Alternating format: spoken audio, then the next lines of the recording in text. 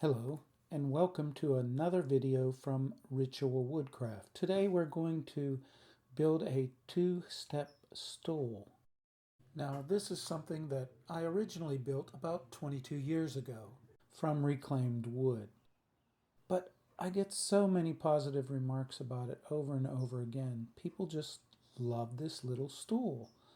So I decided that for today's project, we'll build this stool, a very similar stool to this old two-step stool, but we're going to make a few minor adjustments in the plans. But the beauty of this project is the flexibility. You can build it in many different ways, according to your own abilities, and you can design it the way you want it. I'm going to begin with some reclaimed wood once again, and this was an old door that someone had thrown away. And it's tight grain, old growth Douglas fir, probably 90 to 100 years old given the age of the house that this door came from. And it wasn't in good shape, but it's just the perfect wood for this project. We want this to look like an old, well-used stool right from the get-go. So I'm going to glue up some panels from these pieces that I reclaimed, and they're not perfect, but that's exactly what we're looking for this project, because we're going to use some aging techniques when we paint or stain this piece. And there's a wide range of things that you can do, but what's the most fun about this whole thing is you can try just about anything. Use your imagination. You can do anything that you want. So I'm using a liberal amount of glue, then tightening the clamp slowly as I adjust it and try to keep it as flat as possible. It's not too difficult, and I don't put too much pressure on the wood. I just need them snug against each other and then pulled tight without being so tight that the wood distorts or we squeeze out too much glue. I use a wet rag to clean up as I go because it's much easier to remove the glue while it's wet than to have to scrape it off or sand it off in hard to reach places later on. Now these smaller panels are going to be for the steps. One for the top step and this one here for the larger lower step. And you can clearly see the old dowels that were used as tenons to keep the pieces of the old door together. I'll make certain that those surfaces are facing downward on my finished project. From the panels that I created, I selected one and carefully traced the side of the stool onto it, being careful to miss the patched area. And now I'm going to secure it to my bench top and use a jigsaw to cut it out. I'm going to cut as carefully as possible so that I have less cleanup work afterwards. I could have done this with a bandsaw. You can actually use a coping saw, but I thought most people have some kind of a scroll saw or jigsaw in their arsenal, so that I would use the jigsaw on this project. And there's more than one reason that we want to be as careful as possible while we're cutting this out. The first reason, of course, will save us cleanup later on. And the second reason is we're going to use through tenons in this design rather than just screw pieces of wood together. And whenever you're doing a through tenon, one piece of wood that goes through another piece of wood, you'll want your cuts as crisp and as clean as possible so that there won't be any binding and you won't end up jamming the tenon through the wood like a wedge so that it ends up splitting the receiving piece. A prudent amount of care here and now will pay dividends when we put this all together.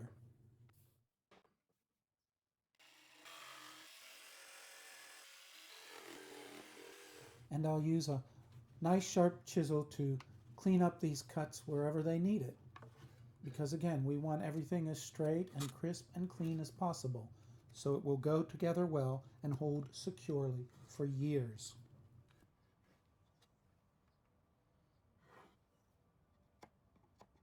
So here's one side cut out, and once I've completed one side, I can use that as a template for the other side. So I'm bringing these two pieces of wood together, and I'm choosing the side that I want to be the exterior grain as opposed to what's going to be inside. And I lay the original piece on top of the second piece and simply trace the outlines as close as possible. And just as when I made the cuts and tried to be as precise as possible to save me work later on, as I trace this outline, I'm going to once again get this as accurately as I can because it'll save me a whole lot of trouble and time down the road. And I'll not only trace an outline, but I will clearly designate which areas will need to be cut away as opposed to those areas that I'll keep. I do try to make it a habit, designating or clearly marking what pieces of wood will be cut away whenever I lay out a design on wood, because I'm not above cutting the wrong piece off. And in woodworking, we always try to plan so that we don't make mistakes, but there's so many times that I actually make the exact mistakes I planned not to.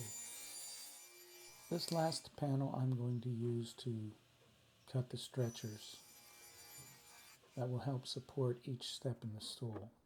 And as I do set this up, you can already see how it's going to come together. These are the stretchers I'm putting in place. And I'm hammering the one on the back that will fit snugly and work to hold this together while I choose and place the other stretchers. I'm looking at the grain and trying to pick the pieces and the sides that I want to show. And then you can see right here where the steps will go.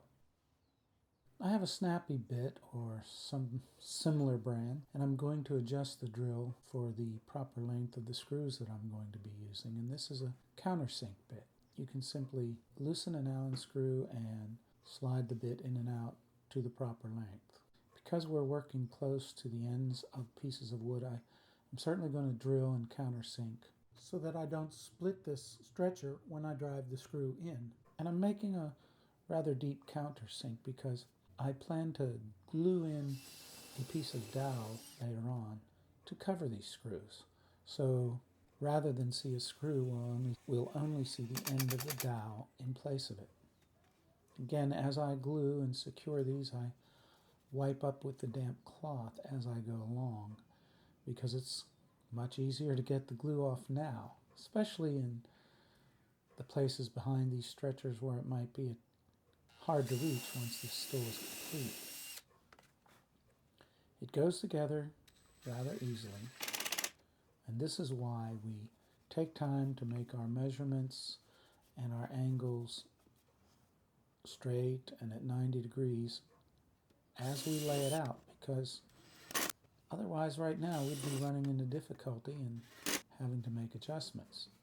Now you don't have to cut these through tenons or recess the stretchers in the way that we've done here. You can simply cut your wood to size and screw it all together. That's the way the original stool was assembled, and it's worked. And the proof is it's 22 years old and it's gone through heavy use and is still as strong and secure as it was the day I made it. After I get all these stretchers in place, I'm going to do some sanding and cleanup. It'll be easier to get right up under where the steps will be now, certainly, before we place them. I'm using an 80 grit disc on my palm sander because I don't want this too smooth. I want it to be able to accept the finishes that I'm going to apply. And currently I'm thinking I'll begin with some paint and sand it back to show a lot of wear, then add some sort of stain to give it a dirty, aged look. And finally I'll probably put a coat of water-based polyurethane over it all.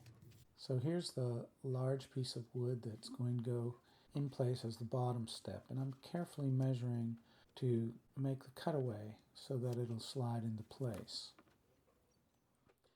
For these straight side cuts, I'm going to begin them here with the miter saw.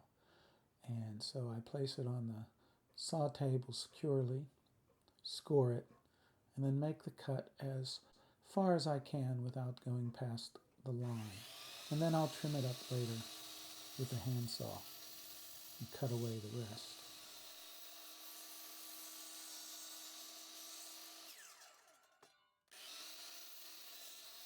And you can see it fits right in. So once we have it in place, we're going to carefully trace the tenons so that we know just what to cut away for a good, secure fit. If we make these joints too tight, the tenons will act like wedges and split the end of the board off. So, measurement is critical. We want them snug, but they can't be too tight.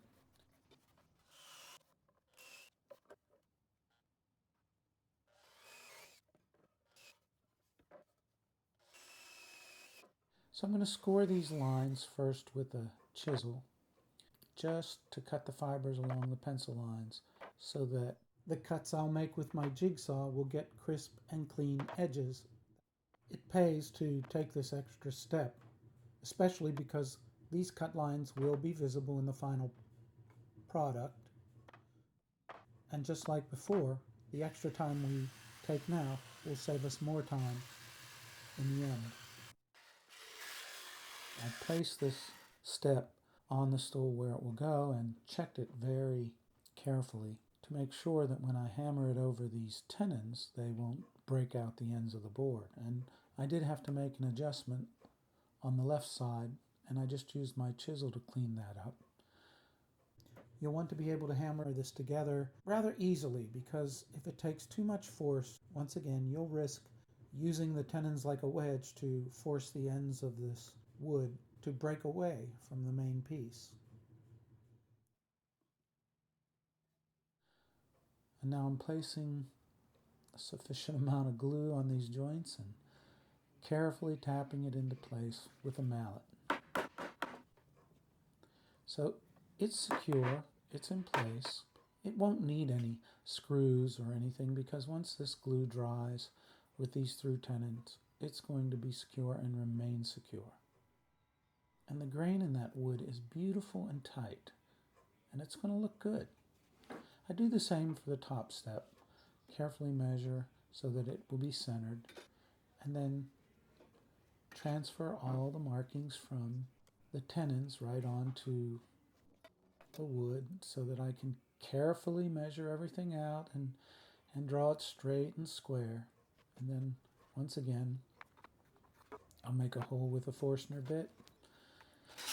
I'll score my fibers along the line with the chisel, and then I'm cutting these shapes out with the jigsaw. And then I'll tap the top into place with some glue. And I'll begin the finishing process by quickly throwing on an application of white latex paint. And my intent is to make this stool look old right from the beginning. So if you don't like painting and you consider yourself something less than a neat painter, this is perfect.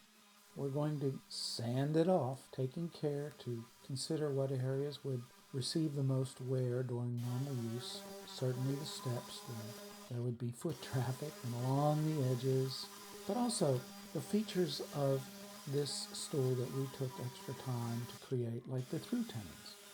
I want to sand those off so that we can see the opposing grain and appreciate the craftsmanship of the through tenons. And wherever I find favorable grain that will look nice, I'm going to sand away more paint in those areas so that the beauty of this old wood comes through and can be appreciated. And with sandpaper in my hand, I'm working on the edges, rounding them a bit, and removing more and more paint. And this is strictly arbitrary, whatever you want. Take it to where you think it looks good. You can paint it one solid color if you want, or you might not want to add any paint at all and just stain it. And speaking of stain, I'm using some porch and fence stain here that I have in a chocolate brown. And I'm just placing a very thin coat of it on and then wiping it back. This, again, is for aging. And the fun part about aging wood artificially is you can try just about anything. And, let your mind run free. Decide what you want to do. YouTube University is full of people showing you what they know and how you can make some extraordinary finishes. I want this stool to look old and worn and even dirty in places. So I'm applying stain and wiping it off as needed. And then after it's all dried and it's the way that I think I want it, I may put a coat of polyurethane over top of it, probably a water-based, just to give it a little more protection. But this is the look I was going for, and you finish your project whatever way you want for the look that you desire. You can mix and match colors. You can mix oils with water-based finishes and get a crinkle effect to your surface. You can distress the wood by beating it with a chain. There's so much you can do. Creating faux antique finishes is a whole nother book. But here's our finished product. It's similar to the original stool, but different. I did change some of the proportions and measurements, the height of the steps, for instance, and something that I thought would be more comfortable for more people. And you can see, as I've sanded away the paint so the through tenons and the opposing grain can be appreciated. There's nothing stopping you from learning something new and trying your hand at it. And up here you can see that I've plugged the holes for the screws on those stretchers under the top step with a dowel and then sanded it flush. So the beauty of this old growth tight grain comes right through and is beautiful to look at, even though we've created an old, painted, and well-worn stool.